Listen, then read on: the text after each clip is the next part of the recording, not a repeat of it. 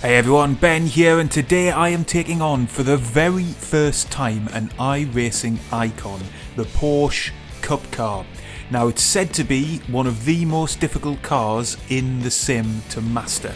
Well, let's find out if it is as we take on 15 laps of Imola, and this is my very first race in the car. We've put it into P7 in qualifying in a 1.8k split, so not bad in terms of qualifying, but how are we going to go in the race as the green lights come on and we get underway, and already it's difficult off the line. Somebody had an even worse start behind me, but we've lost at least one position to a flying Lucas Amado around the outside. I'm going to be down the inside of Dennis TM, coming into the chicane for the first time. Cars side by side, very treacherous on cold tyres and cold brakes through that opening corner with so many cars jostling for position.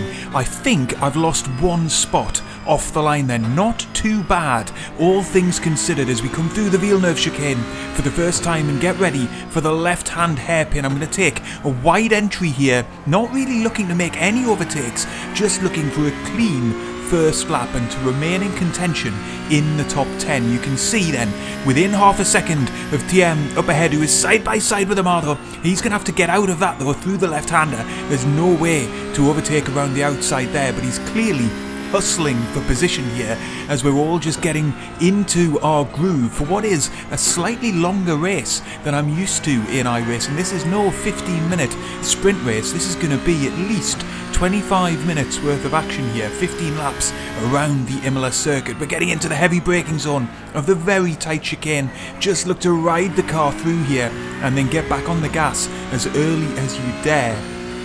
Got Corentin Tash behind me, half a second further back, and then Dennis TM still 0.6 seconds up the road. A little lock of the brakes coming from Lucas Amado there up ahead. He gets very close to the driver up ahead of him, but manages to avoid contact. And there is our first lap in the Porsche Cup Car, losing a position but still nicely positioned in the top 10 of this race as Dennis TM takes a very curious wide line down the start-finish straight. Not quite sure what that was all about, but we're going to be heading on to lap 2 now, into the middle of the lap, and here's where things start to get a bit interesting. We're through the left-hander nicely, we get a good line through there.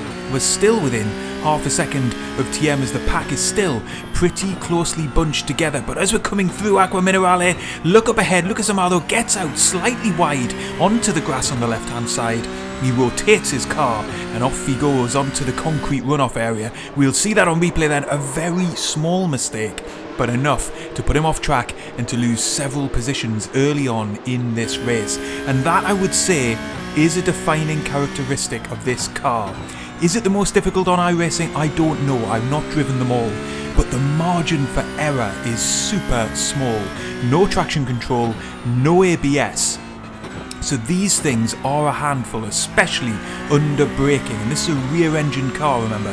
So the weight transfer of the car, very different to other cars that you'll have raced before. But look up ahead, somebody's had a huge collision, and my goodness me, this is a race-defining accident. We've got to take to the grass. There's a bit of contact with TM up ahead, and wow, so many drivers caught up in something there at the chicane. But we're going to stick with the live action, because the drama hasn't ended there. Look up ahead, cars side by side, and then TM gets it slightly wrong on exit, nearly loses the back end. We're going to be right with him as we come through the final corner. We're going to get much more momentum out onto the start-finish straight here. We peel to the left-hand side. If I can get a wheel alongside him, then this will become the inside line for the first chicane of the next lap. He's trying to give me a squeeze to the left hand side, but he can't now.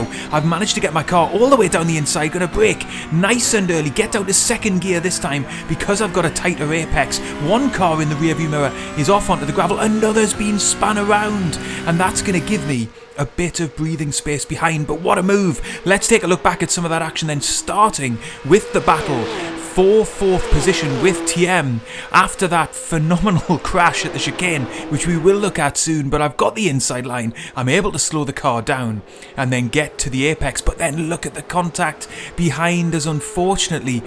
TM ends up coming into contact with Tasha behind, who just didn't give him quite enough room, probably a racing incident there. But what happened at the chicane the lap before? Well, it's Jody Banks on the right hand side and he's just going to tag the overtaking Dunstan, and that is going to cause havoc for drivers following in behind who just about have enough time to react. That's Leon Arndt on board, just avoiding any contact whatsoever. Fantastic from him. Here's the view from just behind me, Tasha coming through the corner, and look at that, very unlucky to catch one of the drivers rejoining. We do rejoin the live action then on lap 6 then, and we're running in 4th position, but the drivers up ahead have dropped us just slightly. But look up ahead and you will see Elliott off to the left hand side. That is going to promote me up into 3rd position. Unfortunately for me, that wouldn't last. We skip forward to the end of the next lap and look in my rear view mirror. Elliott has recovered and he's back on track. He didn't get out onto the gravel, just the concrete runoff area, so was able to rejoin pretty quickly, and he's now less than half a second behind me as we head on to the start finish straight once again. And then just a little bit further back, Dylan Blassie also closing back in, less than a second behind me now. So I'm coming under some pressure at this stage of the race. I've made a couple of small mistakes myself. Look in the rear view mirror though, Elliott later on the brakes, he's determined to make amends for his mistake on the lap earlier, and look at that, he's passed me cleanly on the inside. He's a little bit ragged on corner exit. That might give me half a chance of getting him back here into Villeneuve, but not quite close enough. And look at that, I've ran it in slightly hot. That's going to compromise me on exit.